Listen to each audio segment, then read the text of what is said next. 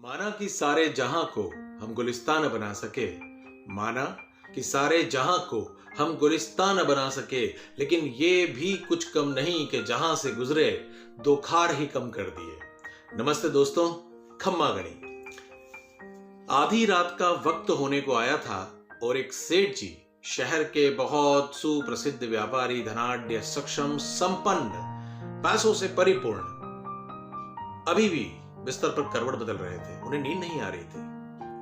बड़े हैरान हो रहे थे, परेशान हो रहे थे और ये सोच रहे थे कि आज तो मैंने एक बहुत बड़ा व्यापारिक सौदा किया है और उसमें मुझे लाखों रुपए का प्रॉफिट हुआ है। और मैं सोच रहा था कि मैं खुशी खुशी घर जाकर ये करूंगा वो करूंगा, और घर आते ही मुझे बेचैनी सी क्यों होने लग रही है। मैं कंफर्ट जोन में क्यों नहीं फिल कर पा रहा हूं खुद को। बिस्तर पर लेट रहा हूं लेकिन करवटें बदल रहा हूं, नींद नहीं आ रही है, नींद कोसों दूर है। उन्होंने घड़ी देखी, लगभग रात का 2:30 बज रहा था। उन्होंने कहा कि नींद मुझे आ नहीं रही है और मैं जबरदस्ती लेटा हूं, बेचैन भी हो रहा हूं, तो क्यों ना मैं बाहर तक टहल आता हूं। ये सोचकर सेठ जी ने अपना कीमती सा रेशमी कुर्ता पहना और चल दिए। जैसे ही बाहर निकले तो उनका ड्राइवर वहीं पर था। उसने कहा कि मैं मालिक गाड़ी निकालूं। उन्होंने कहा नहीं नहीं नहीं नहीं, गाड़ी की जरूरत नहीं है, मैं पास ही में जो मंदिर है मैं बस वहां तक टहल कर आता हूं। सेठ जी चहलकदमी करते हुए चलने लगे और वो मंदिर तक पहुंचे तो उन्होंने देखा कि अच्छा, वहां पर एक व्यक्ति और ऑलरेडी बैठा हुआ है। तो उन्होंने सोचा कि चलो बढ़िया है, मुझे भी नींद नहीं आ रही है, ये भी बैठा हुआ है, मैं इससे बातचीत ही कर लूंगा थोड़ी देर। और सेठ जी ये सोचकर मंदिर की सीढ़ी पर जाकर बैठ गए। जब वो पास पहुंचे उस आदमी के तो उन्होंने देखा कि यह आदमी भगवान की ओर, उस बंद कपाट की ओर एकटक हाथ जोड़े बैठा हुआ है, प्रार्थना कर रहा है। उसकी आंखों से आंसू बह रहे हैं, वो परेशान सा है। वो ये कह रहा है भगवान को कि हे भगवान, अगर मेरी पत्नी के इलाज के लिए मुझे रुपए नहीं मिले तो कल शायद मेरी पत्नी मर जाएगी, मैं उसका ऑपरेशन नहीं करवा पाऊंगा। कुछ तो कृपा करो, कुछ दया करो, कुछ रास्ता बताओ, मुझ पर एक एहसान करो। बहुत सारी विनती, मिन्नतें, सब कुछ वो व्यक्ति कर रहा था और उसकी लगातार आंखों से आंसू बह रहे थे। ये सब कुछ वो सेठ जी देख रहे थे, सुन रहे थे।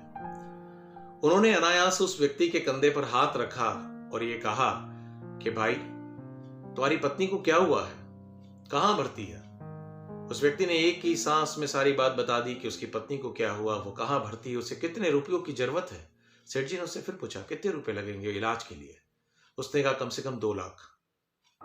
सेठ जी ने तुरंत अपने कुर्ते की जेब में हाथ डाला और उस जेब की, जो कुर्ते की जेब थी, उसमें नोटों की गड्डियां, जो आज प्रॉफिट में मिली थी, वो नोटों की गड्डियां पड़ी हुई थी। और उसमें से सेठ जी ने 2 लाख रुपए की नोट की गड्डी उस व्यक्ति के हाथ में थमा दी। वो आदमी हैरान हो गया, हतप्रभ हो गया कि भगवान, ये कैसे चमत्कार हो गया कि मैं आपसे प्रार्थना कर रहा था और अचानक आधी रात को कोई व्यक्ति आ गया और मुझे रुपए दे रहा है। कभी वो भगवान के बंद दरवाजे की ओर देख रहा था, कभी उस सेठ जी की ओर निहार रहा था और लगातार उसके आंखों में दया के भाव उमड़ रहे थे। उसने सेठ जी को हाथ जोड़कर बहुत विनम्रता से ये कहा कि सेठ जी, मैं जीवन भर आपका ये एहसान नहीं भूल पाऊंगा। आप कृपा करके मुझे अपना पता बताएं ताकि जब मेरी पत्नी का इलाज हो जाए और वो स्वस्थ हो जाए, घर लौट जाए, तो उसके बाद मैं मेहनत करके, कैसे भी करके, आपकी पाई पाई चुकाकर आपका ये ऋण चुका दूंगा। सेठ जी मुस्कुराए और बोले कि दोस्त, ये मेरा बटुआ भी रखो, इसमें कुछ और रुपए हैं, तुम्हें शायद कुछ और रुपयों की भी जरूरत पड़ेगी। और सेठ जी ने बड़ी आदर भाव के साथ उस गरीब व्यक्ति को यह बोला कि मुझे ये रुपए लौटाने की जरूरत नहीं है और ना मेरा पता पूछने की कोई जरूरत है। जो मुझे आधी रात में नरम गद्दे से बेचैनी दे सकता है और उठाकर वापस अपने दर पर बिठा सकता है और तुम्हारी मदद के लिए मुझे अपने घर से पैदल यहां तक बुलवा सकता है, उसी का पता याद रखो और उसी के प्रति अपना जीवन में कृतज्ञता ज्ञापित करो। आज तुम्हारी जरूरत थी और भगवान ने मुझे माध्यम बना के तुम्हारे पास भेजा। कल किसी और को जरूरत हो तो तुम भी इसका माध्यम बनकर किसी की जरूर मदद करना। दोस्तों, सेठ जी ये बात कहकर अपने रास्ते चले गए। वो मजदूर अपने रास्ते चला गया। जाते वक्त सेठ जी की आंखों में एक बहुत अजीब सी चमक थी, मन में खुशी थी और इतना संतोष का भाव था जो शायद उन्हें लाखों रुपए के प्रॉफिट पर भी नहीं था, लेकिन आज किसी की मदद करके था। मोरल ऑफ द स्टोरी यह है दोस्त कि ये छोटी सी कहानी ये बताती है कि जीवन में आपको कभी किसी की मदद करने का मौका मिले, किसी के आंसू पोंछने का अवसर मिले, एक अवसर मिले कि आप किसी के जीवन में पीड़ा हरकर उसे कुछ पल आनंद के दे सकें, खुशी के दे सकें, तो ये मौका हाथ से मत जाने दीजिएगा। क्या पता वो विधाता आपके माध्यम से किसी के जीवन में एक बदलाव लाना चाहता है, किसी की मदद करवाना चाहता है। अगर ये कहानी आपको कहीं प्रभावित करती है तो अपना कीमती सा कमेंट जरूर लिखिएगा और जुड़े रहिएगा। जय हिंद, वंदे मातरम, स्टे कनेक्टेड।